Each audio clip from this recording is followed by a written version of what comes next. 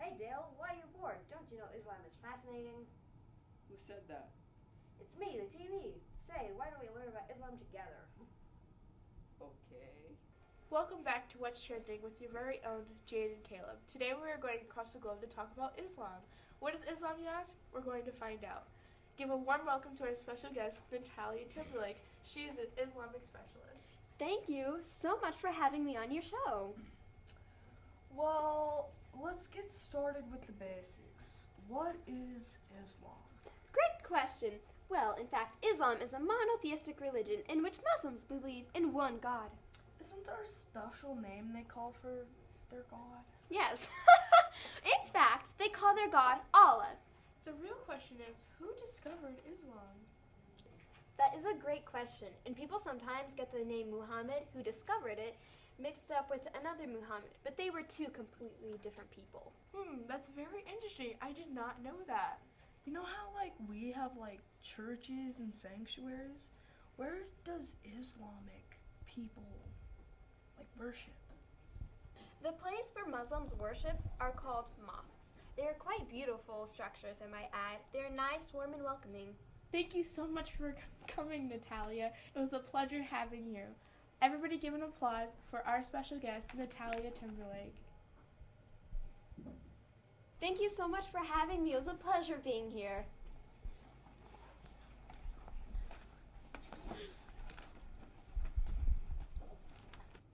Wow, that is fascinating. I didn't realize how many similarities there were between Islam's and Christianity. Both religions pray in a house of worship. Muslims are in a mosque and Christians are in a church. Allah is their Arabic word for God, and they only worship one supreme power, meaning they're monotheistic religions. Both the Prophet Muhammad and the Prophet Abraham were visited by the angels in the mountains. Yep, that's correct. Okay, can we learn more about the Islamic belief system? Hello and welcome to the Trivia Tonight show, the game show where we see who knows the most. Our topic of the day is the Islamic belief system. Let's meet our two contestants. First up we have Unicorn Man, who is a man that always has a unicorn mask on. Welcome. Our second contestant is Clyde, the very dapper man. He is a very dapper and wealthy man who owns part of Iowa. We are happy to have you here. Now let's get started. Our first question is, what are the 5 pillars of faith? The 5 pillars of faith are caterpillars, faith, prayer, charity, and fasting. Wrong, sorry. Now you, Clyde.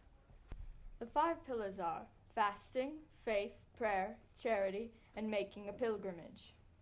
That is correct. 500 points. Next question. What is the example that Muhammad set for Muslims, known as the practice? The Sunnah. That is correct. 500 points. Next question. What does the other hadith say the Muslims should fulfill jihad with? The heart, the tongue, and eyes. Sorry, that is incorrect. You are deducted 50 points. Unicorn Man, can you answer? The answer is the heart, tongue, and hand. Correct. 2,000 points. Next question. What was forbidden by Islamic law for women? To not show any general skin. Correct. That is 5,000 points. Unicorn Man is the winner. He gets a free trip to the Arabian Peninsula. All travel expenses prepaid. Don't worry, Clyde. You get the buzzer. Well, that's it for our show. See you next time on the Trivia Tonight show. That makes sense. You were right, there is a lot to learn about Islam. So is that everything? Actually, there's a lot more after Muhammad's death. The repeated cycle of chaos and death and chaos and death and chaos and death. And guess what? Even more chaos and death of all the 4 caliphs. Islam continued to thrive, and then came the Umayyad dynasty. Why don't we take a deeper look?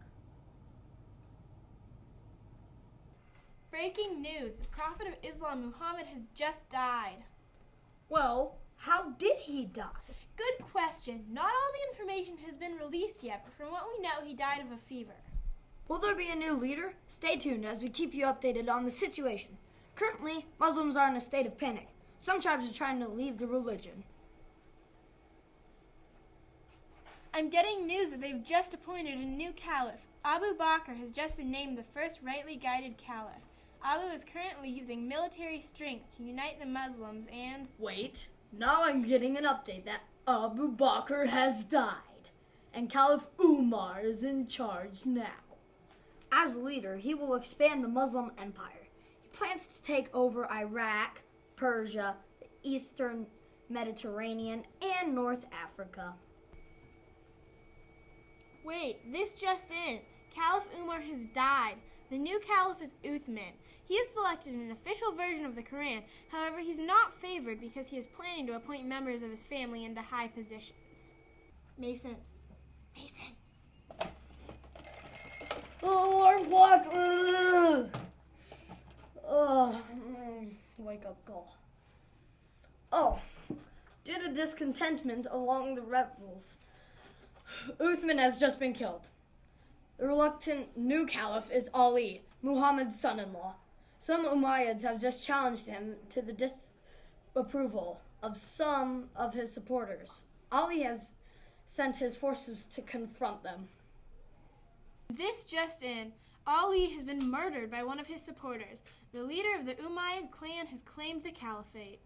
The Muslims that accept his leadership are called Sunni, and the minority who refuse are called Shia. The Shia believe that only Muhammad and Ali's bloodline should be caliphs. This differs from the Sunnis' belief that anyone who is qualified can be caliph. Islam has a really rich history. And present, Islam is the second largest religion in the world, only beat by Christianity. Thanks for all your help. Now I have a fresh perspective on my homework. Honey, who are you in there talking to? My friend.